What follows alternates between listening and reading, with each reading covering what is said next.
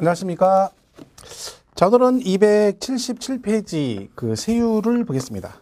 지난 시간에 우리가 그 부당의 계산 부인 규정에서 뭐 우회항도 2월 과세 부분에 관한 얘기를 정리를 했고요. 이제 거기 산출세, 과표가 결정되고 나면 그다 세율을 곱하게 됩니다. 그래서 이 세율 부분인데 사실은 뭐 이거는 시험에 자주 나오는 내용은 아닙니다. 그래서 단독으로는 잘 안 나옵니다. 근데 최근에 한 3년 전인가 한번 나오긴 했는데 많이 나온 내용은 아닌데 이제 개정사항들이 작년에 개정된 것들이 사실 올해 말고 그죠? 그런 부분들에 대해서는 참고해서 같이 기억을 하시면 됩니다. 자, 세율을 일단 대상에 따라 교재를 보시면 일단 278페이지 보시면 1번에 뭐라고 돼 있어요? 토지, 건물, 부동산에 관한 권리, 기타 자산 이렇게 나오죠. 그래가지고 그 토건보기가 세율이 가치가 비슷하게 간다는 얘기죠. 그래서 거기 토지, 건물, 부동산에 관한 권리, 걔네들은 세율이 어떻게 된다? 미등기는 70입니다. 권리는 무조건 죽는 거예요. 미등기는 70. 그죠? 그리고 나머지는 보유기간으로 갑니다. 등기치고 1년 미만이면 50%, 1년 이상 2년 미만이면 40%, 2년 이상이면 6에서 42%로 갑니다. 그런데 거기 보시면 기타 자산 나오죠. 그죠? 기타 자산. 걔는 뭐라고 돼 있어요? 등기 여부나 보유기간에 관계없이 6에서 42%. 그러니까 골프형권이 대표적인 기타 자산에 들어가는데 얘네들은 보유기간이 6일이건 60일이건 600년이건 상관없이 무조건 뭘로 간다? 6에서 42% 누진으로 간다. 그 얘기입니다. 근데 뭐 사실 시험은 만약에 얘가 나오게 되면 부동산만 냅니다. 그 최근에 나왔던 시험 문제도 상가하고 주택, 그죠? 상가 건물하고 주택만 가지고 시험에 출제가 됐기 때문에 골프 형권 같은 거 뭐 그렇게 내질 않겠죠. 그래서 그냥 기본 개념으로 부동산 등은 미등기는 70%고 1년 미만 50, 1년 이상 2년 40, 2년 이상이면 누진이다. 뭐 그 정도 보시면 되고. 그 다음에 이제 여기서 우리가 기억할 게 뭐냐면 주택하고 조합원 입주권입니다. 주택하고 조합원 입주권. 얘네들은 이제 세율이 좀 다르죠. 얘네들은 이제 1년 미만이면 원래는 50인데 얘는 40%로 갑니다. 그죠? 그리고 1년만 넘어가면 무조건 1년만 넘어가면 6에서 42% 7단계 누진세율로 간다. 이렇게 돼 있습니다. 그러니까 얘는 이제 혜택을 주는 거죠. 원래는 50을 낼 걸 40%만 내란 얘기죠. 자, 이건 우리가 취득세 배울 때 그 정리했었거든요. 부동산 경기가 안 좋으니까 부동산 경기를 활성화시키기 위해서 그죠? 어떻게 한다? 부동산 즉 주택을 거래 사고 팔 때 내는 세금을 낮춰주겠다 그래가지고 양도세와 취득세를 같이 개정을 한 겁니다. 우리가 취득세 부분은 그래서 할 때 주택을 유상거래로 취득하면 6억 이하는 1%, 6억 초과 9억 이하 2%, 9억 초과 3%. 그거 배운 거죠. 그거하고 얘가 맞물려 가는 겁니다. 그래서 주택은 입주권과 같이 세율이 이렇게 간다. 1년 미만 40, 1년 이상 6에서 42%. 이거는 말씀드렸죠. 재개발, 재건축, 조합원, 입주권을 말하는 겁니다. 그래서 이거 두 개 잘 기억하시고 그 다음에 이제 개정이 됐던 게 작년에 주주 개정됐던 게 뭐예요? 재작년에 조정대상 지역이죠. 사실은 이거. 그죠? 자, 조정대상 지역에서 얘가 뭘 하면 2주택이 되면 1세대 2주택자면 어떻게 한다 했어요? 6에서 42%가 원래 기본인데 여기다가 플러스 10% 한다는 뜻이죠. 그죠? 그리고 3주택 이상이면 그죠? 3주택 이상이면 들어간다. 여기다가 6에서 42%에다가 어떻게 한다? 플러스 20% 한다. 이런 뜻입니다. 결론은 얘는 어떻게 한다는 거예요? 6에서 40에 10% 더한다는 것은 16에서 52%로 간다는 얘기죠. 얘는 26에서 62%까지 간다. 이런 뜻이 되는 거죠. 그러니까 사실 조정대상 지역에서 이게 할증이 되면 세율이 굉장히 높아지는 거죠. 사실 세금 부담이 커지는 건 사실입니다. 그래서 이런 식으로 간다. 그리고 하나가 뭐예요? 분양권이죠. 분양권. 이거는 재개발, 재건축, 조합원 입주권이고 분양권은 우리가 일반적으로 아파트 분양받을 때 당첨돼서 분양권 있죠. 그걸 얘기하는 겁니다. 얘는 세율이 얼마다? 보유기간에 관계없이 50%로 간다. 얘가 투기를 제일 많이 하는 게 사실 분양권을 많이 하죠. 그래서 이 부분은 이제 보유기간에 관계없이 50%로 가겠다. 물론 예외는 있습니다. 여기 뭐 예외적으로, 그죠? 얘가 아무것도 없고 분양권 하나만 있다. 그러면 이제 중과세 안 한다. 이런 규정도 있고, 뭐 30세 이상이고, 아니면 뭐 배우자가 있거나 이런 예외 규정이 있긴 하지만, 기본적으로 그냥 세율은 뭐다? 얘는 중과세가 50% 돼서 이 조정대상 지역 얘기가 요걸 우리가 잘 기억을 구분을 해주시면 됩니다. 해서 그럼 그냥 교재는 보시면 278페이지 그 1번에 1번 일반 자산을 봤고요. 2번에 조정 대상 지역 내 분양권이라고 돼 있잖아요. 그죠? 거기 뭐라고 돼 있어? 동그라미 1번에 조정 대상 지역 내 주택의 입주자로 선정된 지하고 가로 안에 뭐라고 돼 있어요? 조합원 입주권은 지배한다. 그러니까 여기에서 입주권은 이걸로 가는 거예요. 중과세가 되는 게 아니에요. 분양권이 그렇게 한다. 그 얘기입니다. 그리고 보유기간에 관계없이 50%를 적용한다. 근데 동그라미 2번에 예외도 있다는 얘기죠. 그래서 뭐 얘가 다른 주택 입주권이 아무것도 없어. 주택도 없고 아무것도 없고 뭐 이거 하나만 가지고 있다. 그러면 중과세를 안 하고, 아니면 그 파는 사람이 30세 이상이거나 아니면 30세 미만인데 배우자가 있으면 그때는 뭐다? 중과세를 안 하겠다. 뭐 그런 예외 규정이 있지만 일단 기본 개념은 보유기간에 상관없이 50%뭐 그거 기억하시면 되겠죠. 그다음 일반 자산 뭐 보유기간 누진 나와 있고요. 그다음 오른쪽 4번에 보면 비사업용 토지가 나옵니다. 이 토지가 만약에 토지도 2년 이상 보유하면 6에서 42%잖아요. 근데 얘가 만약에 비사업용 토지다 그러면 걔는 10%를 가산합니다. 그러니까 만약에 여러분이 비사업용 토지를 팔았다. 그죠? 그런 얘기죠. 근데 같은 토지인데 비사업용, 나대지 같은 거 얘기하는 거예요. 그죠? 그럼 얘는 어떻게 한다는 거예요, 세율이? 원래는 6에서 42%가 맞는데 토지가, 얘는 여기다가 원래 10% 해가지고 어떻게? 16에서 52%로 간다. 이거는 올해 개정된 게 아니라 원래 비사업용 토지가 일반 토지하고 다르기 때문에 중과세를 하거든요. 근데 과거에 중과세 하다가 폐지가 되면서 얘는 세율을 좀 더 많이 내라 해서 원래부터 16에서 52%. 그러니까 얘네들은 언제 2018년도에 개정된 거잖아요. 그래가지고 작년부터 적용되는 거잖아요. 근데 개정이 된 거고 얘는 그 전부터 원래 비사업용 토지는 여기다가 10% 더해가지고 얼마?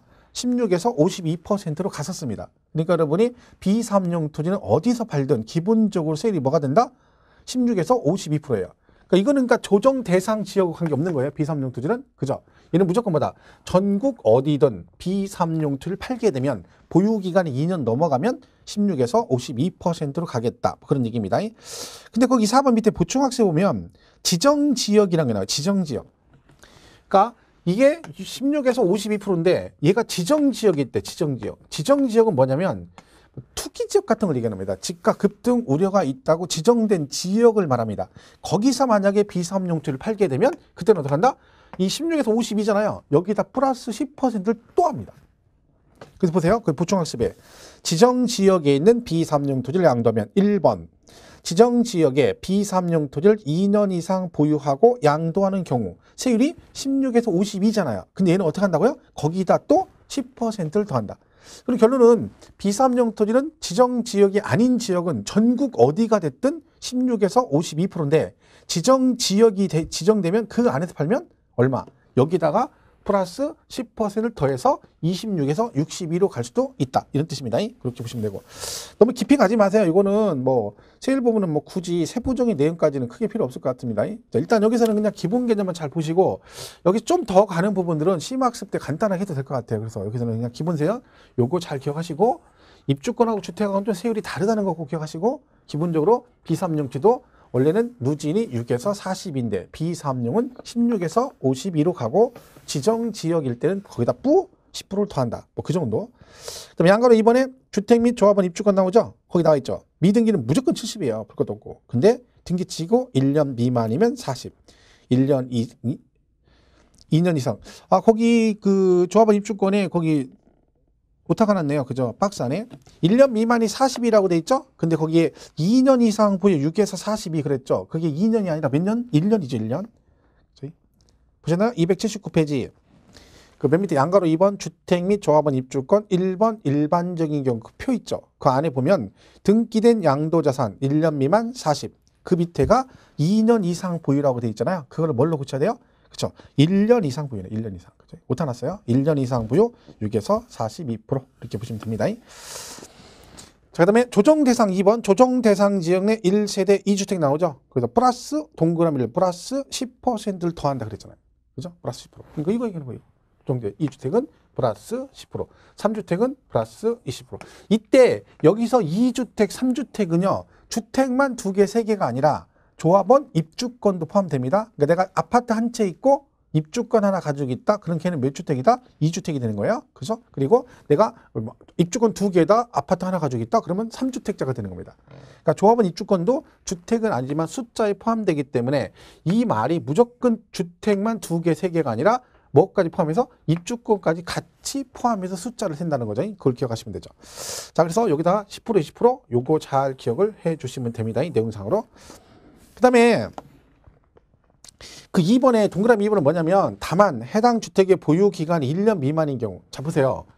이게 지금 보면 2주택자는 6에서 42일 때 10% 할증한다 했잖아요. 근데 문제는 얘가 만약에 1년 이상 보유하면 6에서 42예요. 그럼 여러분이 조정 대상 지역에서 집이 2개가 있는데 하나를 팔았어. 근데 걔가 1년 이상 보유를 했어. 그러면 원래가 6에서 42인데 거기다 어떻게 플러스 10% 한다는 뜻이잖아요. 근데 여러분이 조정 대상 지역의 집을 하나 파는데 2주택자인데 1년 미만 보였어요. 그 주택이. 1년 미만. 그럼 원래 세율이 뭐예요? 1년 미만이면 40%잖아요. 그럼 그런 경우는 세율을 어떻게 적용할 것이라는 거지. 여러분이 예를 들면 조정 대상 아파트 2채 가지고 하나를 파는데 걔가 6개월 만에 팔았어.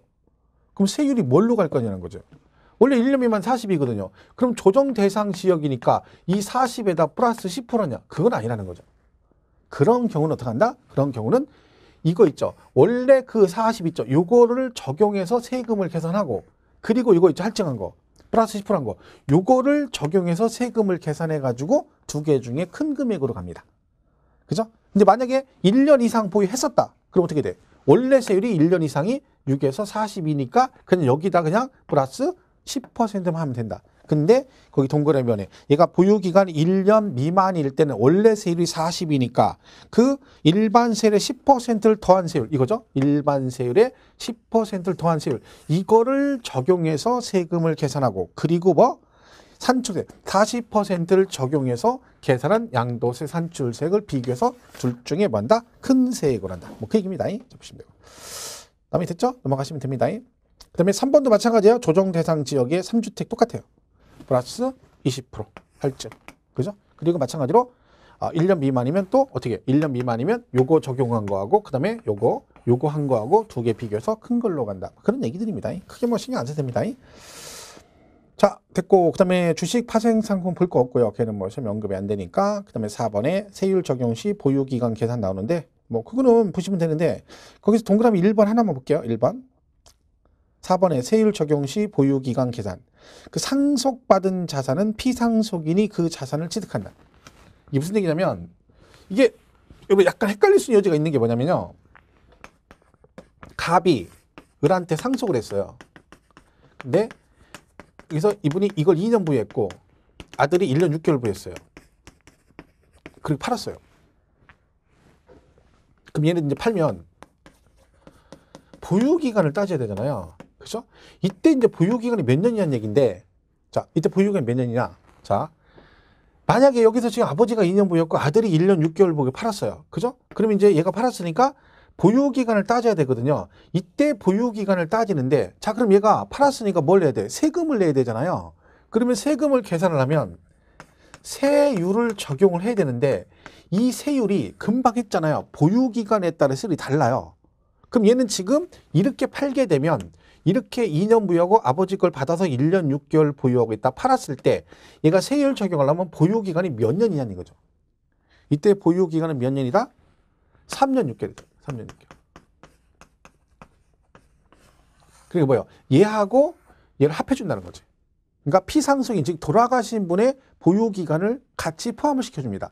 그래서 세율 적용 시 보유기간 계산은 피상속인이 취득한 날로부터 계산한다. 이렇게 돼 있는 거예요. 자, 그러면 얘가 만약에 토지라고 쳐봐요. 여러분 우리 전에 장기부의 특별공제 배웠는데 장기부의 특별공제는 보유기간이 3년 이상이면 받을 수 있거든요. 자, 그러면 얘는 3년 6개월 부였죠? 이때 얘는 장기부의 특별공제 받을 수 있을까 없을까요? 없어요. 왜? 원래 상속은 보유기간이 취득일이 상속은 언제 가요? 상속 개시일이에요. 돌아가신 날이에요, 원래가. 그러니까 모든 상속의 기본은 돌아가신 날이기 때문에 다 여기부터 계산하는 거야. 그러면 뭐가 예외인 거야? 얘가 예외인 거예요. 자, 비과세도 보유기간이 있고요. 그 다음에 장기보유 특별공제도 보유기간이 있고요. 세율도 보유기간이 있어요. 그죠? 근데 상속을 받으면 기본은 다 어디부터 간다? 돌아가신 날부터 가는데 얘가 예외라는 거지, 세율. 세율을 적용할 때만 피상속인이 취득한 날로부터 간다. 그러니까 이걸 조심해야 돼. 이게 만약에 시험에 나오면 잘 안 보여요. 그죠? 그래서 거기 보시면 뭐라고 돼 있냐면 4번에 세율 적용시라고 돼 있잖아. 그럴 때 상속을 받으면 뭐라고요? 피상속인이 그 자산을 취득하는 날을 취득일로 본다. 그래서 이건 조심할게요. 혹시 나오면 무조건 하면 안 돼요. 그렇다고 또 어떤 분은 야, 상속은 무조건 피상속인이야. 그럼 안 됩니다. 다 상속 개시일로 가는 거 원래는. 근데 얘가 예외라는 거예요. 그죠? 그거 잘 기억하시고. 동그라미 2번은 그거죠. 배우자, 직계준, 이월과세. 우리 갑을병 배웠죠? 지난주에. 그죠? 갑을병. 증여받고 5년 이내 팔았다. 그러면 무조건 취득 시기와 취득 가액은 증여자인 갑이 취득한 날로부터 기산한다. 그랬잖아요. 지금 그거 써는 거죠? 증여자가 그 자산을 취득한 날. 그래서 그 두 개만 잘 보시면 됩니다. 세율은 나머지는 뭐 크게 볼 거 없을 것 같습니다. 자, 이 정도 선을 보시면 되고. 자, 넘어가서 282페이지 가면 미등기 자산이 나옵니다. 미등기를 하게 되면 불이익을 당합니다. 왜? 세금을 포탈할 목적을 가지고 고의적으로 했기 때문에 가만두지 않겠죠. 그래서 거기 미등기 양도자산의 세법상 불이익이 나와요. 표에 그죠? 뭐 있어요? 비과세 안 해주고 당연히 감면도 안 되고 각종 공제 다 안 해줍니다. 장기보유 특별공제도 안 해주고 기본공제도 안 해주고 그리고 세율은 걸리면 죽어요. 70%. 그죠? 그리고 필요경비 계산공제라는 게 있는데 거기에 원래 이제 3%를 해주거든요. 근데 미등기는 0.3%만 해줍니다. 결론은 뭐야? 다 불이익을 주는 거죠. 미등기는. 그죠? 자, 얘가 시험에 재작년에 시험에 나왔었어요. 이게 잘 안 나오는 시험인데 나왔거든요. 그러니까 앞으로 여러분 공부할 동안에 얘가 따로 나올 일은 없다는 얘기지. 이거 또 나올 때까지 공부하면 장수하셔야 돼. 장수. 3수 이상을 장수라고 하거든요. 그죠? 그러니까 이건 앞으로 기본 개념만 잘 보시면 돼요. 단독으로는 잘 안 나온다는 얘기죠. 개념상으로. 그죠? 자, 근데 여기서 이제 시험에 나오면 뭐가 나오냐면 그 2번이 나와요. 미등기 양도 자산에서 제외되는 자산의 범위. 그러니까 원래 미등기는 이런 불이익을 주는데 거기 있는 1, 2, 3, 4, 5, 6은 여기에 해당되면 얘네들은 미등기 양도를 하더라도 이런 사유로 미등기가 되면 뭐 한 걸로 보겠다. 그죠? 등기한 거고 똑같이 취급하겠다. 그 얘기는 이 6개는 이런 사유로 미등기 양도를 하더라도 불이익을 주지 않고 그냥 정상적으로 비과세 감면 장기 기본공제 다 해주겠다는 뜻입니다. 왜? 고의적으로 얘가 미등기한 게 아니기 때문에 법적으로 예외를 두겠다는 뜻입니다. 해서 거기 보시면 6개 나와 있는데 1번은 장기 할부 조건. 그러니까 계약 조건이 장기 할부 조건이기 때문에 그래서 내가 뭘 못했어? 양도 당시 등기를 못했어요. 그죠? 왜? 계약 조건이 장기니까 그 계약 돈을 다 줘야 할 거 아니에요. 그래서 이건 지금 내가 등기를 못한 이유가 뭐예요? 내 의지가 아니라는 거지. 계약 조건 때문에 등기를 못했으니까 미등기 양도하더라도 등기 친 걸로 봐주겠다. 2번은 법률 규정이나 법원 결정 때문에. 법이 그렇다잖아. 법이. 내가 그런 게 아니라. 그죠? 법 규정 때문에 등기를 못하고 팔았어. 근데 너는 미등기 양도야. 그럼 안 되죠. 자, 그것도 예외고. 세 번째는 비과세 요건을 충족하는 농지 및 감면 요건 충족하는 8년 자격 농지와 농지의 대토. 그러니까 농지만 혜택을 줍니다. 농지는 서민들이 일반적으로 농사 짓는 목적으로 쓰기 때문에 전통적으로 그런 경우는 농지는 비과세나 감면 대상 농지는 미등기 양도를 하더라도 그대로 비과세 감면을 해주겠다. 그죠? 8년 자격은 감면 받거든요. 근데 걔가 미등기 양도했어. 그래도 해주겠다. 예외로. 그죠? 4번은 비과세권 충족하는 1주택으로 해당 주택의 건축법에 따른 건축허가를 받지 않아서 등기가 불가능한 자산. 만약에 여러분 집이 하나 있는데 1세대 1주택 2년 보유했어요. 근데 무허가야. 등기를 안 했죠. 자, 그럼 얘는 비과세 받을 수 있을까요? 없을까요? 원래는 안 되죠. 그건 된다는 거야. 왜? 4번이 그 얘기잖아요.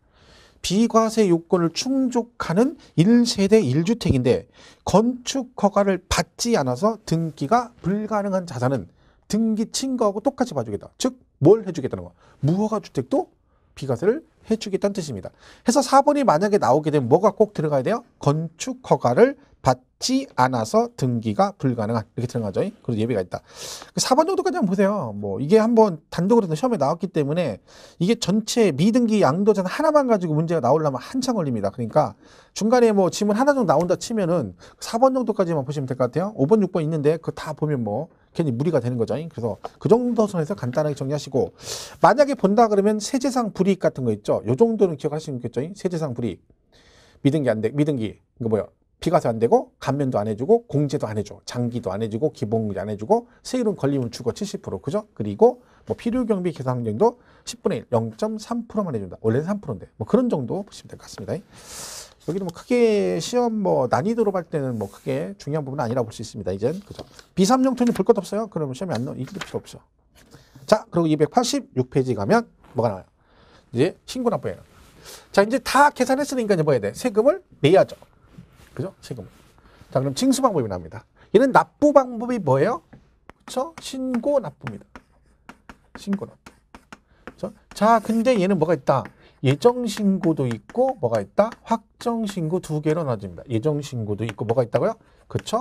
확정 신고 두 가지로 나눠진다. 이렇게 되어 있습니다. 그래서 예정 신고는 신고 기한이 이렇게 되어 있어요. 부동산 등 돼 있고 그다음에 주식 등 이렇게 나눠지고 세 번째는 토지 거래 허가 구역 이렇게 돼 있어요. 자, 부동산 등이라는 것은 토건 부기를 말합니다. 토지 건물 부동산에 관한 권리 기타 자산. 그죠? 그러니까 그 네 개를 말하는 거야. 토지 건물 부동산에 관한 권리 기타 자산. 자, 얘네들은 양도세 예정 신고를 언제까지 해야 되느냐? 그런 거죠. 얘는 그렇게 돼 있죠? 양도일이 속한 달에 말일부터 2개월 이렇게 됐어요. 그죠? 자, 그럼 예를 들면 이건 무슨 얘기예요? 만약에 오늘이 뭐 4월 1일이다. 그러면 이날 만약에 토지를 팔았다. 그러면 예정신고는 언제까지 하라는 얘기예요? 양도일이 4월 1일이 잔금 날짜죠? 그러면 양도일이 속한 달의 말일이죠. 그럼 4월 말부터 몇 개월? 2개월. 그럼 언제까지? 6월 말까지. 그러니까 얘는 양도일이 아니라 양도일이 속한 달의 말일부터입니다. 그러니까 이번 달에 팔면 그냥 이달 말부터 무조건 2개월이고 다음 달에 팔면 다음 달 말부터 무조건 2개월 그 뜻입니다. 그때까지 예정신고 하시면 된다. 주식은 뭐 양도일 속한 반기의 이렇게 돼 있는데 이거는 뭐 수업 목적상 큰 필요 없습니다. 주식이기 때문에. 그죠? 반기면 6개월이죠. 그죠? 그러니까 1월부터 6월 달까지 다 해서 8월 말까지. 그다음에 7월 1일부터 12월 31일 거 해가지고 그 다음 년도 2월 말까지 이렇게 해서 반기로 가는데 우리는 뭐 이걸 기억하시면 돼요. 부동산 등만 잘 기억하면 돼요. 양도일이 속한 달의 말일부터 2개월 이렇게 돼 있습니다. 자, 그럼 얘는 뭐냐면 토지거래 허가구역입니다. 얘는 지문상 이렇게 돼 있어요. 허가 전에 대금을 그러니까 이 허가구역을 먼저 설명을 하면 토지거래 허가구역은 중개사법에서 배워요. 중개사법에서. 그죠? 중개사법에 보면 토지거래 허가구역을 배우는데 여러분 허가구역은 토지거래할 때 뭘 하라는 얘기야? 허가를 받고 뭘 해야 돼? 계약을 해야 돼요. 근데 만약에 얘가 허가가 안 받았는데 계약을 먼저 했어. 그 계약은 무효입니다. 그죠? 왜? 허가를 안 받았으니까. 근데 얘가 만약에요. 법에 무조건 토지거래 허가구역은 허가를 먼저 받고 계약을 해야 된다라고 법이 돼 있으면 문제가 뭐냐면 이런 문제가 발생하죠. 토지거래 허가에서 허가를 넣으려고 그래요. 그때 거래하려 했더니 주인이 뭐라고 그래요? 이거 허가 넣어야 됩니다. 그래서 허가를 넣었어요. 그럼 허가가 한 일주일이나 길면 2주 있다 나오거든요. 그러면 땅 주인이 허가 났으니까 뭐라고 그래? 자, 이제 나한테 전화해서 지난번에 계약하시려 한 거 허가 났으니까 이제 계약하시죠. 그럼 제가 뭐라고 그래요? 누구시냐고 그러죠. 왜? 이게 지금 기간이 지나도 한참 지났다요. 그러면 그 사이에 제 마음이 한 10,000번은 바뀌었겠지. 아시겠지만 우리가 뭔가 있어요. 중개업을 하시면 이게 마음이 하루에도 막 순간에 수십 번씩 바뀝니다. 그래서 그런 말 있잖아요. 계약서 쓰다가 인주 딱 도장 찍으려고 이제 계약 도장 찍으러 인주 딱 해가지고 딱 찍고 이렇게 내려가다가 마음이 변했어요. 찍으려다가 갑자기 사기 싫은 거예요. 그러면 어떻게 바꿔가지고 이 도장이 아니네 그런다니까. 마음이 바뀌었는데 할 말 없으니까 도장이 아니래. 그러면 내가 지금 가서요. 금방 은행 가서 계약금 붙일게요. 안 온 사람 10명 중에 9은 안 옵니다. 왜? 그 정도로 마음이 조속으로 변하거든요. 계속 변한다는 거야. 근데 이걸 갖다가 허가 먼저 받은 다음에 나중에 일주일, 2주 있다 계약한다? 불가능한 일이 거의. 그래서 얘가 뭐가 있다. 대법원 판례로 네가 만약에 허가를 나중에 받는 조건부로 계약을 먼저 하면 얘는 원래는 무효인데 그 허가 불허가 여부가 결정될 때까지는 아직은 확정된 건 아니고 유동적이다. 그래서 유동적 무효라고 해서 그래서 우리가 이 대법원 판례에 따라서 뭐를 먼저 하는 거야? 계약을 먼저 하는 겁니다. 그래서 나중에 만약에 허가가 나면 얘는 뭐야? 나중에 허가 났어. 그럼 어떻게 돼? 이때는 확정적 유효가 되는 거고 여기서 불허가가 나면 확정적 무효가 된다. 이게 대법원 판례로 인정이 되는 겁니다. 자, 그럼 우리는 여기서 그럼 팔았을 때 양도세 예정 신고를 언제까지 해야 되느냐 그 얘기죠. 자, 이렇게 돼 있죠. 얘는 허가 전에 대금을 청산, 이렇게 허가 나기 전에 대금을 청산하면 예정 신고를 언제까지 한다?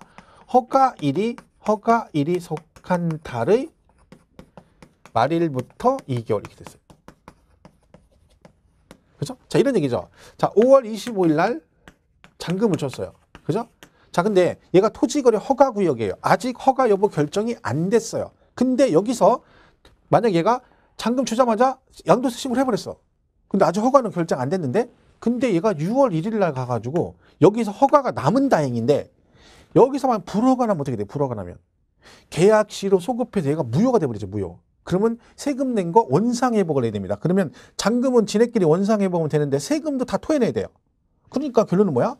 허가구역에서는 허가가 나기 전에 잔금을 지급했을 때는 미리 세금 내지 말고 기다렸다가 허가 나면 허가일이 속한 달의 말일부터 2개월 불허가 나면 나는 세금 안 받았으니까 니네끼리 원상회복해라 그런 뜻입니다. 그래서 이 지문이 뭐다? 허가가 나기 전에 잔금을 지급하면 양도일이 아니라 허가일이 속한 달의 말일부터 2개월 요거를 잘 보시면 돼요. 자, 그럼 얘가 시험 문제 나오죠? 그러면 금방 다 맞출 것 같죠? 지문 이렇게 나올 수 있어요? 이러면 어때요? 그러면 허가가 이때 나고 잔금을 이때 줬어. 그럼 얘는 예정신고를 언제까지 해야 될까요? 그럼 이쪽 허가니까 허가일 아닙니다. 이때는 양도일이 속한 달의 말일부터 2개월.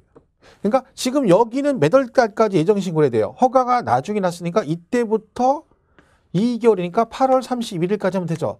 얘도 똑같이 8월 31일입니다. 왜 그러느냐? 자, 보세요. 얘가 둘 다 이날 잔금 줬잖아요. 그럼 원래 양도는 토지는요. 양도일이 잔금 날짜예요. 그죠? 그러면 얘는 이날이 양도일이고 얘는 이날이 양도일이에요. 원래는 얘가 토지거래 허가구역이 아니면 얘는 7월 31일까지 예정신고해야 되고 얘는 8월 31일까지 해야 되는 거예요. 원래는. 근데 왜 이게 바뀌었느냐? 자, 뭐가 중요해요? 잔금 당시 허가가 나 있느냐가 중요하다는 거지. 왜? 허가 안 나면 불허가 무효가 되니까. 그러니까 여기는 지금요. 왜 이날로 안 갔어요? 이 당시 아직 허가 여부가 결정이 안 됐잖아. 그죠?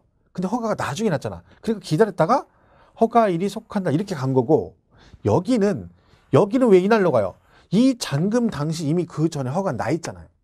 그럼 계약은 이미 유효잖아요. 여기서. 그러니까 얘는 원래대로 양도일로 가는 거예요. 그러니까 허가구역 얘기 나왔다 해서 대충 읽고 그래 허가일이 속한 달 맞았어 이러면 안 된다는 거야.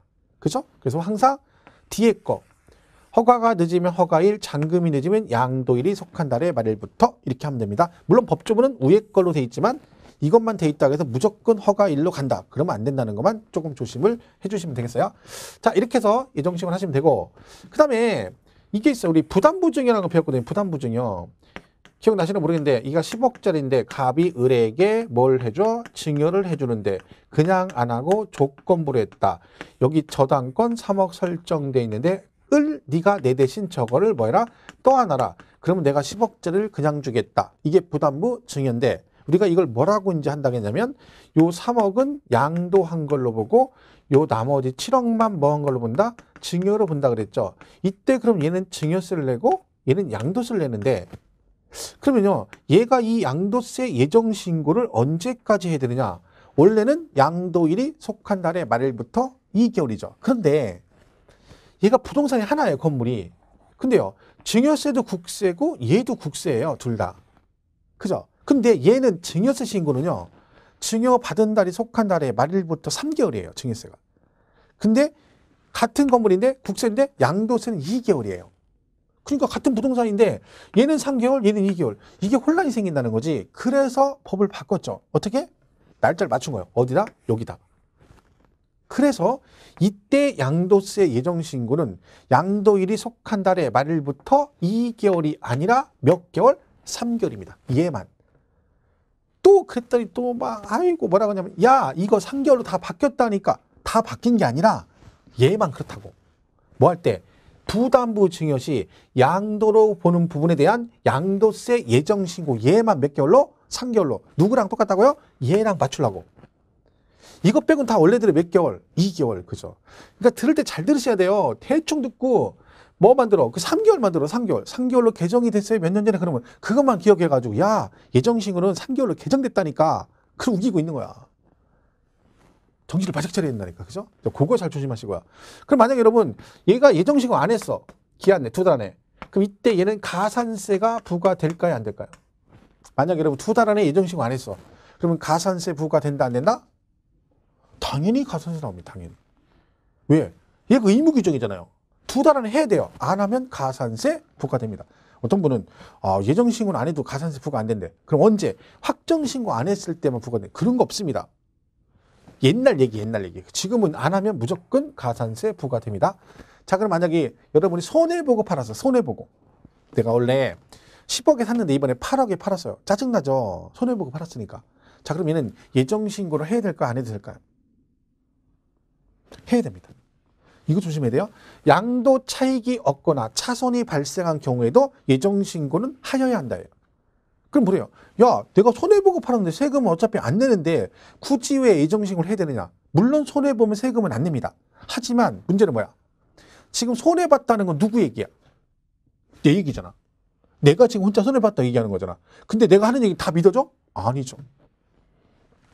네 말대로 네가 손해보고 팔았으면 그 손해봤다는 근거 서류를 갖춰서 나한테 신고를 해. 그런 거죠. 그래 걔들이 확인할 거 아니에요. 그래서 내 말이 맞으면 세금 부과 안 한다는 거야. 근데 거짓말일 수도 있잖아요. 그러니까 무조건 안 받아줘요. 예정신고는 무조건 해야 됩니다. 그래서 우리가 이것도 시험 여러 번 나왔죠. 차익이 없거나 차손이 발생한 경우는 예정신고를 하지 아니하여도 된다. 땡 틀렸습니다. 무조건 해야 된다. 그죠? 그거 잘 기억하시고요. 자, 그 다음에 확정신고는 다음 연도 합니다. 왕도일이 속한 연도의 과세기간에 다음 연도 언제? 5월 1일부터 5월 31일까지 하면 돼요. 그죠? 다음 연도 5월 30일. 그러니까 그 올해 거 1년치 몰아서 하고 그 다음 연도 5월 달에 확정신고를 하는 거죠. 자, 근데 이러면 어때요? 2018년 12월에 잔금 주고 2019년 1월 달에 토지거래 허가가 났어요. 허가구역인데. 잔금은 2018년 12월, 토지거래 허가는 2019년 1월에 났어요. 자, 그럼 얘는 예정신고는 일단 언제까지 해야 돼? 예정신고는 일단 언제까지 해야 된다? 허가가 나중에 났으니까 허가일이 속한 달의 말일부터 2개월이니까 3월 31일까지 하면 되죠? 그죠? 자, 그럼 얘는 확정신고를 언제까지 해야 될까요?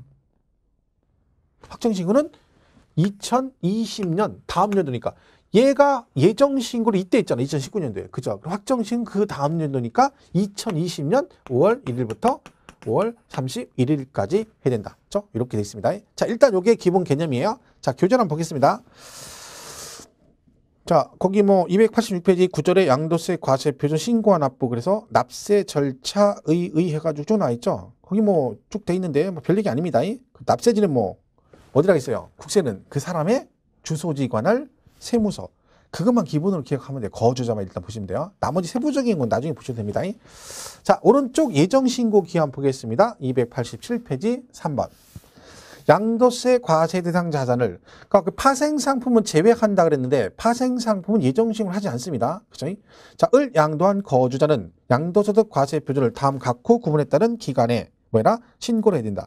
자, 이 경우 거기 굵은 글씨로 되어 있죠? 그거 조심하셔야 돼요. 양도 차익이 없거나 차손이 발생한 경우도 뭐한다? 적용한다.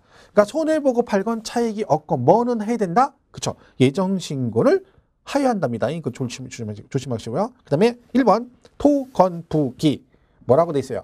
양도일이 속하는 달의 말일부터 2개월. 다만 부동산 거래 신고 등에 관한 법률에 따라 토지거래 계약에 관한 허가구역에 있는 토지를 양도할 때 허가를 받기 전에 대금을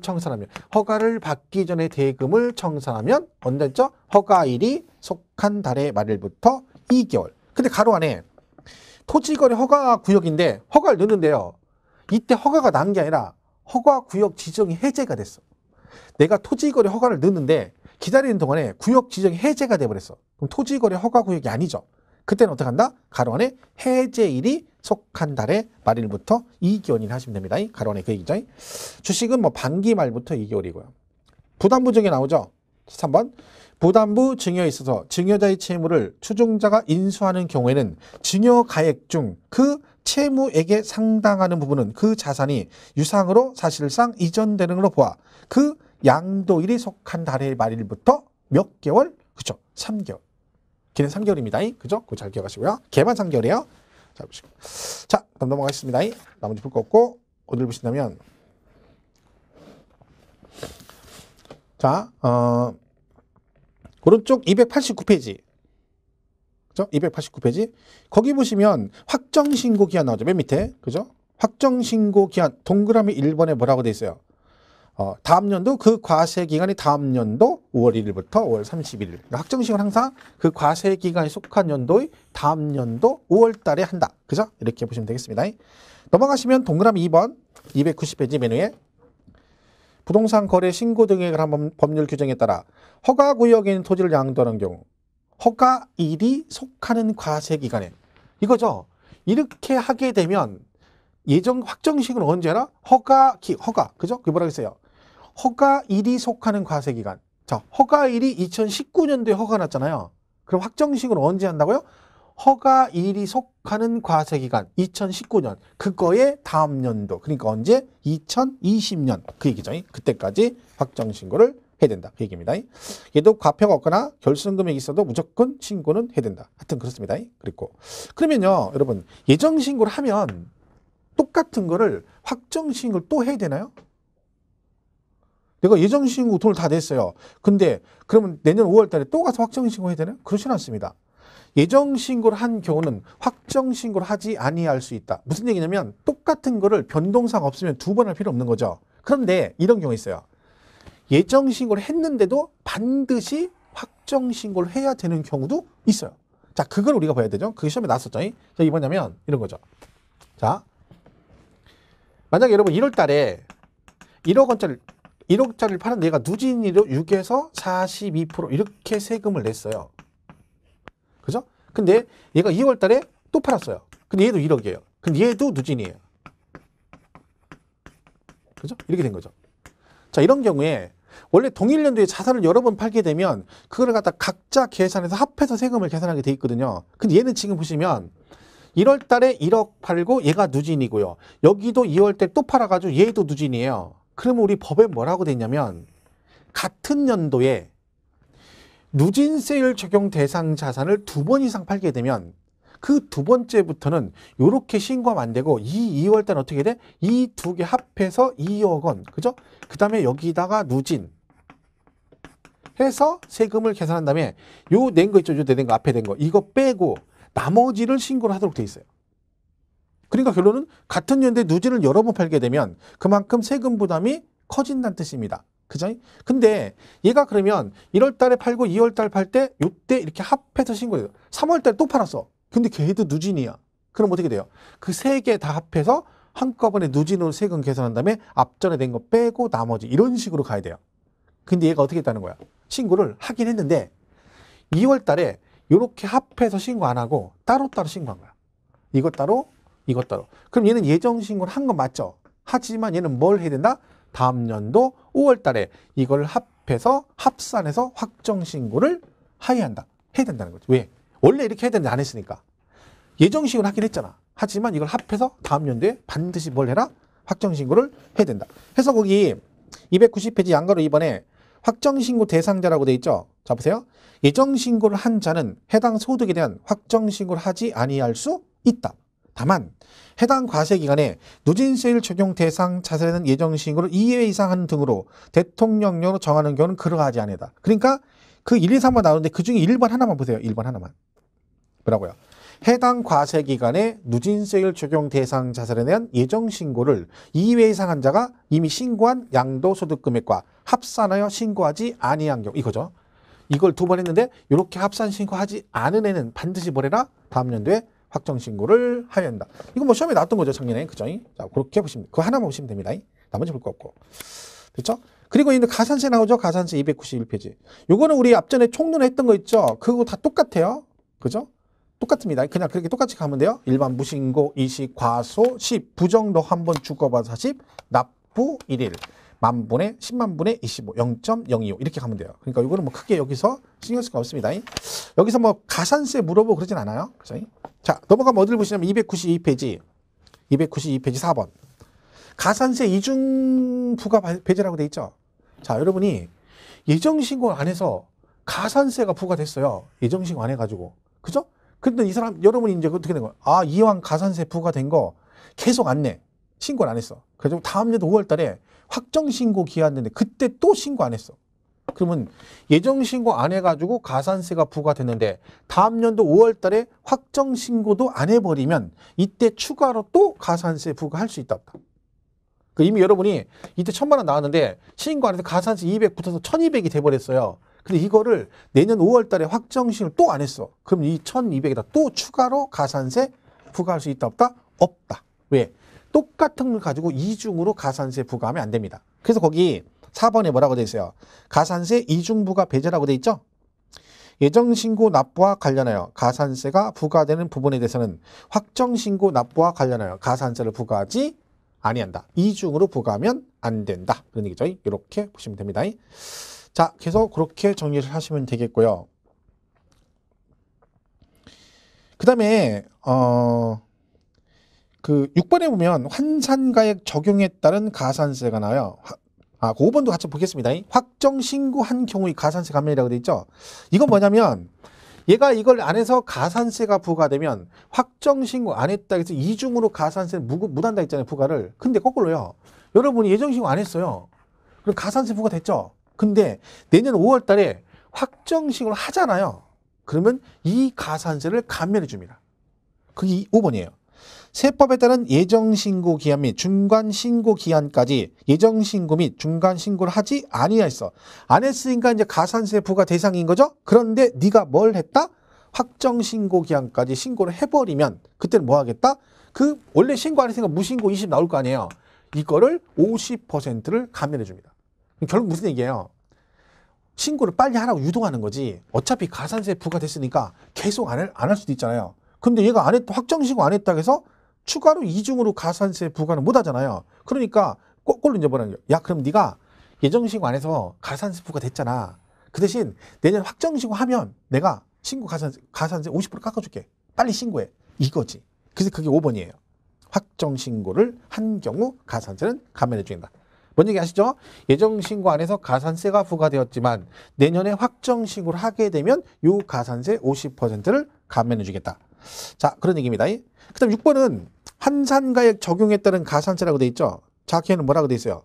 거주자가 건물을 신축하고 그 신축한 건물의 취득일로부터 5년 이내에 해당 건물을 양도하는 경우로서 환산가액을 그 취득가액을 하는 경우는 해당 건물 환산가액의 100분의 5에 해당하는 금액을 양도세 결정세액에 더한다. 이게 무슨 얘기냐면 이 건물을 건축을 했다는 거죠. 그죠? 자, 그러니까 얘가 뭐야? 신축한 거죠. 쉽게 말하면 신축. 그리고 나서 얘가 신축을 해서 이거를 5년 이내에 팔았다는 거지. 건물 짓고 5년 안에 팔았어요. 그런데 이때 팔 때 얘가 양도세 신고를 하는데 취득가액을 뭘 적용했다고요? 환산가액. 우리 왜 실거래가 확인하는 매감환기 배웠었잖아요. 매매사례 감정 환산. 그죠? 그럼 얘가 건물을 신축해가지고 양도세 신고할 때 취득가액을 뭘로 신고했다고요? 환산가액으로 세금을 계산해서 만약에 신고를 했다 그런 얘기죠. 이랬을 때는 어떻게 한다는 거예요? 그러면 세금을 다 계산하고 나서 그 나온 금액에 이 환산가액 있죠. 만약 얘가 1억이었다. 그러면 이거의 5%를 추가로 과세하겠다는 얘기죠. 이거 키포인트는 뭐예요? 신축 후 몇 년 안에 5년 이내. 제척기간이에요. 5년. 그리고 그 건물을 파는데 뭘 할 때만 취득가액을 환산가액으로 해가지고 양도세를 계산해서 신고할 때 요때만 뭘 하겠다는 거야. 세금을 다 계산하고 나서 얘가 만약 2천만 원 나왔다. 그러면 여기다가 어떻게 한다는 거야? 이 환산가액 있죠. 이게 만약 1억이었다. 그럼 이거의 5% 얼마? 500만 원을 여기다 추가로 부과하겠다. 그 뜻입니다. 자, 그래서 여기 거주자가 건물을 신축하고 그 신축한 건물의 취득일로부터 몇 년 안에 5년 이내에 해당 건물을 양도하는 경우로서 환산가액, 뭐라고요? 환산가액을 그 취득가액으로 하는 경우에는 해당 금을 환산가액의 100분의 5에 해당하는 금액을 양도세 결정세액에 더해서 부과를 하겠다. 그런 뜻입니다. 됐죠? 사실 5번하고 6번은 작년에, 그죠? 재작년에 개정되고 작년에 시험에 언급은 안 됐었어요. 그죠? 그러니까 뭐 이건 또 언급이 될 여지는 충분히 있죠. 아직까지 시험에 나온 적은 없기 때문에 그 두 개 5번, 6번은 잘 기억을 하시면 좋겠습니다. 그다음 10절은 분납 나오죠. 분납. 분납은 세금을 나눠내는 거다. 이건 앞전에 우리가 재산세나 종부세에서 배웠기 때문에 내용은 똑같습니다. 그러니까 뭐 어차피 똑같이 가시면 되고 뭐만 달라요. 기준 금액만 달라요. 우리가 예를 들면 뭐 재산세 같은 경우는 분납 기준 금액 500만 원 초과 2개월이었고 종부세는 250만 원 초과 6개월로 개정돼서 그렇게 갔고 얘는 근데 1000만 원 초과예요. 그러니까 1000만 원 초과되면 2개월 안에 분납할 수 있어요. 이 금액이 다르죠, 금액이. 자, 그래서 거기 보시면 맨 밑에 292페이지 1번 분납 요건 거주자로서 예정신고 납부 또는 확정신고 납부에 따라 납부세액이 각각 1000만 원 초과하면 기간 지나고 몇 개월?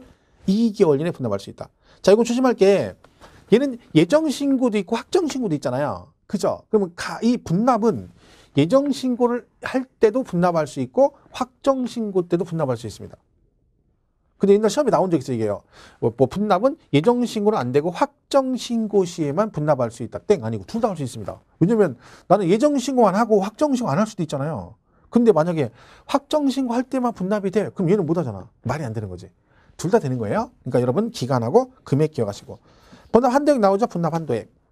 얘는 2천만 원이니까 2천 이하면 100분의 50 이하 금액. 1000만 원 초과 금액. 2천 초과면 100분의 50 이하 금액을 분납할 수 있다.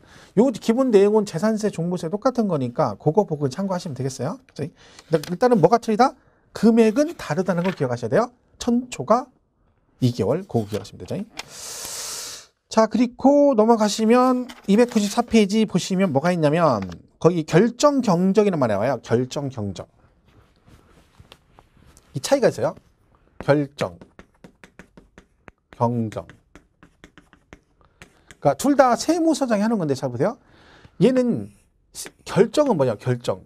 내가 내 양도세를 세무서장이 자기가 결정한다는 거야. 근데 여러분 양도세 우리가 신고 납부하도록 돼 있잖아요. 근데 왜 걔가 결정을 하겠어요? 내가 뭘 안 하니까. 그렇죠? 신고를 안 하니까. 그러니까 여러분 신고를 안 하면 걔네들이 직접 세금을 결정합니다. 경정의 뜻은 뭐냐면 고쳐서 부과한다. 다시 부과한다는 얘기예요. 그럼 뭐가 잘못됐다는 거죠. 잘못된 걸 걔네가 어떻게 알아요? 내가 신고를 했으니까 알죠. 신고했으니까. 신고했는데 신고 내용이 잘못된 거예요.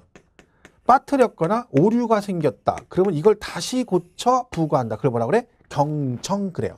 그럼 만약에 여러분이 5년 전에 양도세 다운계약서를 써서 다운계약서. 그죠? 근데 이번에 걸렸어. 그러면 세무서에서 그 세금을 결정합니까? 경정합니까? 5년 전에 다운계약서 써서 세금을 신고했는데 이번에 걸렸어. 그럼 걸렸으니까 다시 세금을 부과하겠죠? 그때는 결정한다고 그래? 경정한다고 그래? 경정한다고 그러지. 왜? 신고했잖아. 했는데 탄로가 생긴 거지.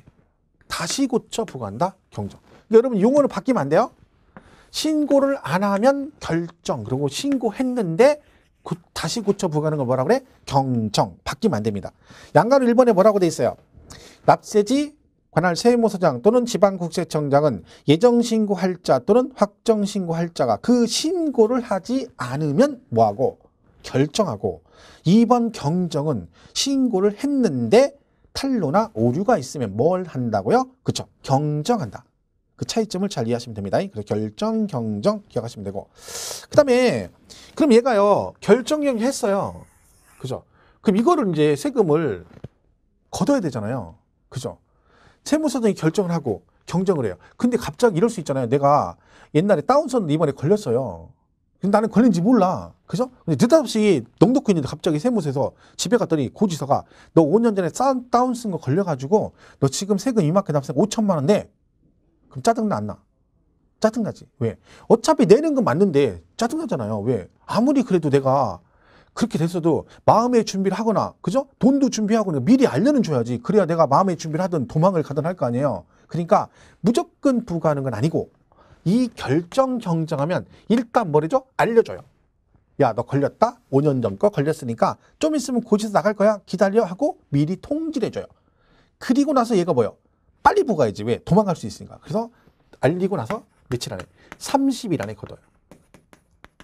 그러니까 결정 경정하게 며칠 안에 걷는다? 30일 안에. 295페이지 2번에 양도세 징수라고 돼 있죠.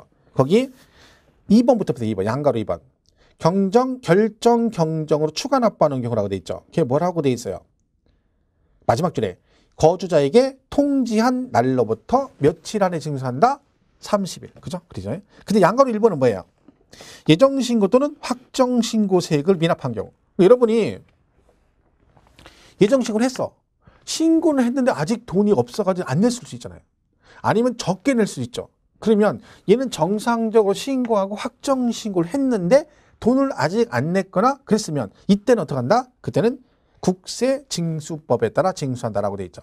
정리하면 결정 경정을 하게 되면 알려주고 빨리 거두니까 30일 안에 징수하는 거고, 정상적으로 예정신고와 확정신고 했는데 돈을 안 냈다? 그럼 뭐 한다? 국세징수법. 그 양가로 1번에 굵은 글씨로 뭐라고 돼 있어요? 국세징수법에 따라 징수한다라고 돼 있죠. 자, 그럼 결론은 여러분이 이 결정 경정의 용어를 잘 기억하시고, 얘는 신고를 안 하면 결정, 신고했는데 탄로나 오류가 생기면 경정, 그리고 이 결정 경정하면 알려주고 30일 안에 징수한다. 근데 정상적인 예정신고와 확정신고 하시고 나서 뭘 안 했어? 그리고 돈을 안 내면 그때는 30일 그러시면 안 되고 국세징수법에 따라 징수한다라고 기억을 해주시면 되겠습니다. 자, 이렇게 해서 이번 시간 여기까지 정리를 하시고요. 다음 시간에 거기 제일 중요한 비과세 파트부터 정리를 하도록 하겠습니다.